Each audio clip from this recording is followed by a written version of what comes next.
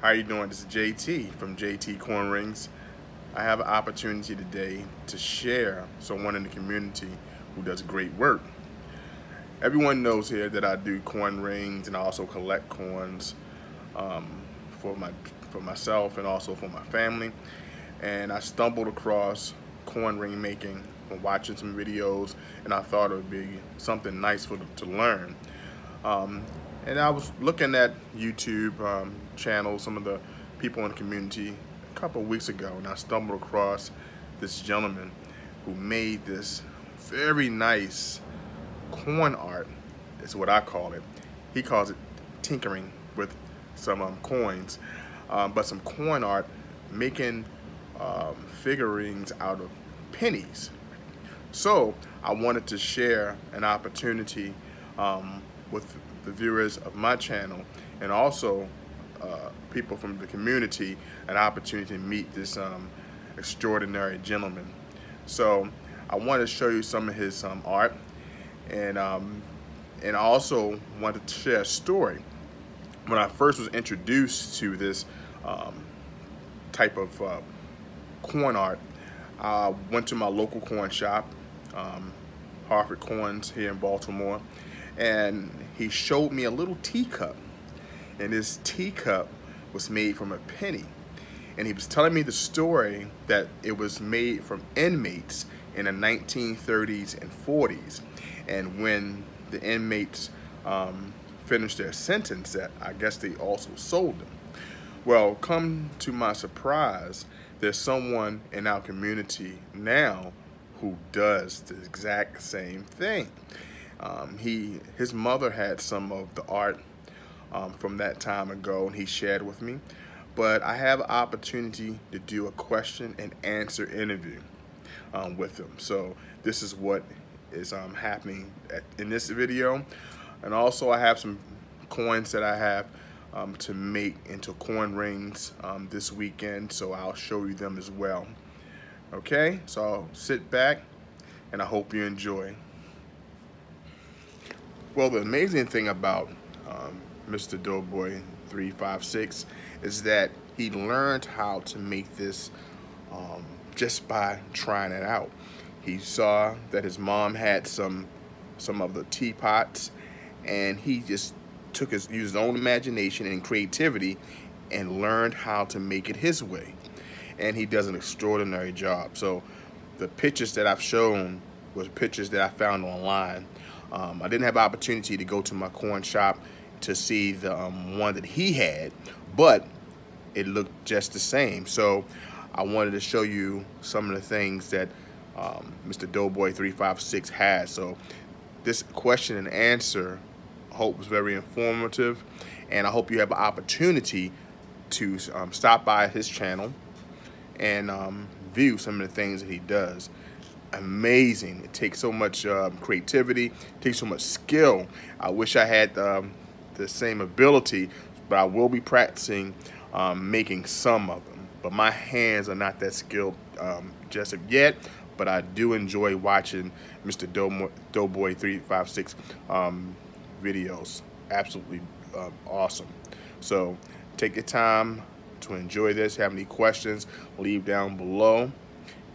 Okay, and here we go. First question. The work you do is extraordinary. It takes a lot of creativity. How did you learn to produce such art? Okay, so first of all, I don't know, I'm a little modest. I don't see it as art. I just see it as tinkering and being funny. I didn't learn. I taught myself, basically.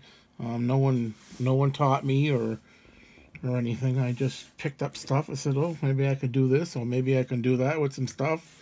I did see some coin bells being made, and I said, well, maybe I can make that out of a dime.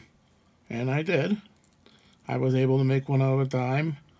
The quarters are way easier, and the half dollars are pretty hard to make with the tools that I have. The tools that the guy that I seen making these were way more advanced than what I have. I learned about this teacup penny art from my local coin shop owner.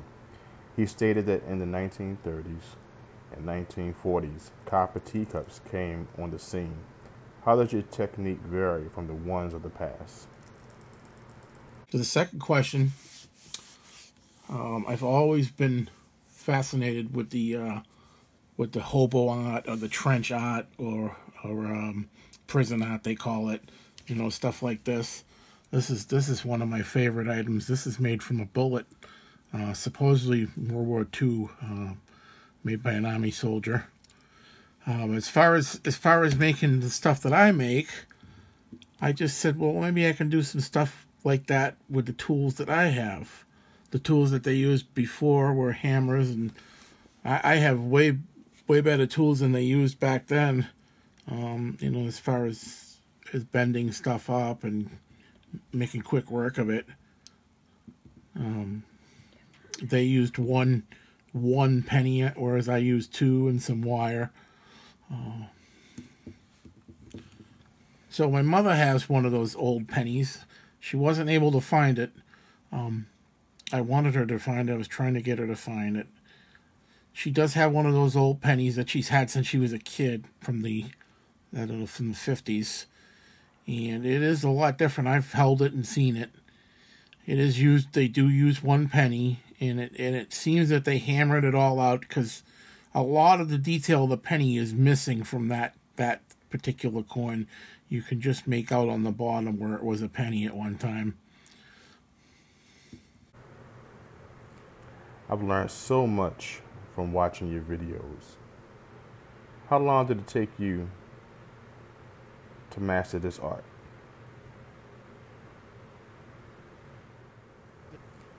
I've learned so much from watching your videos.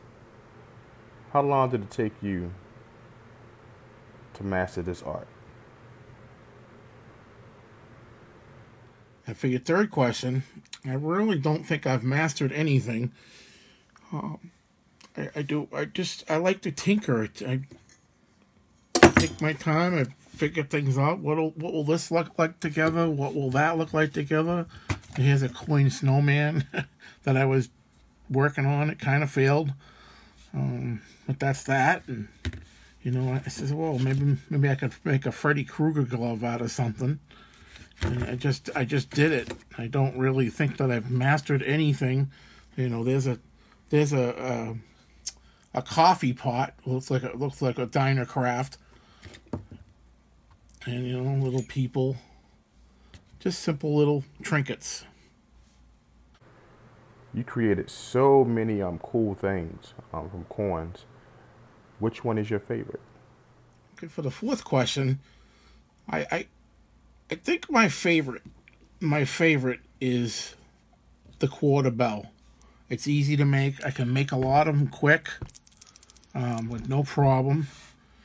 My favorite item would be this little pill box. If I could just perfect a good latch for this thing, I would really love to make more of these. This is a convenient item for. It would be nice for me to have one because I have a daily pill dosage that I take, and if we're going out, my wife takes one of those little plastic containers. But I would love to have something like this that I could keep my pills in. Just something you pull out, and someone says, "Oh, that's cool," And this. I've got the shape and everything down.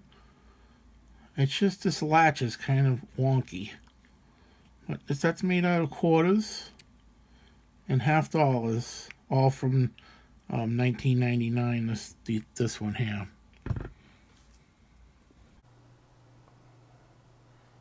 I think it's so awesome that YouTube have allowed creators to establish viewers for our unique content. What do you wish people get from viewing your channel? And for your fifth question, JT, I feel that the reason I started making videos was to show people, I didn't see anywhere on YouTube where anybody was doing anything other than the bells, that anybody was doing anything like this. And, what I'd like people to take away from it is that watching a few little videos, maybe you can do something too, or or maybe I could sell a few wares or something. That's it. I'd like to say thank you to JT for the time and opportunity to answer some questions and maybe share a little time on his channel. Like I said, thanks again. I hope you enjoyed that interview with Mr. DoeBoy356. Please check out his channel at Mr. DoeBoy356. And if you want to check out his creations that he has for sale, it's on Facebook at Chapel Creations. That's Chapel Creations at Facebook. Once again, I appreciate you coming by. Please like, comment, and subscribe, and tell me what you think about this interview. And tell me who you would like me to interview next. And if you would like to be interviewed by JT, hit me up at jtcornrings@gmail.com. I thank you all for your support. And go out by and check my friend out. He offers some wonderful things here. Some teacups made from pennies. Man, this man is awesome. Take care. And remember this. Keep peace in your mind and also peace in your heart. Take care. I'm out.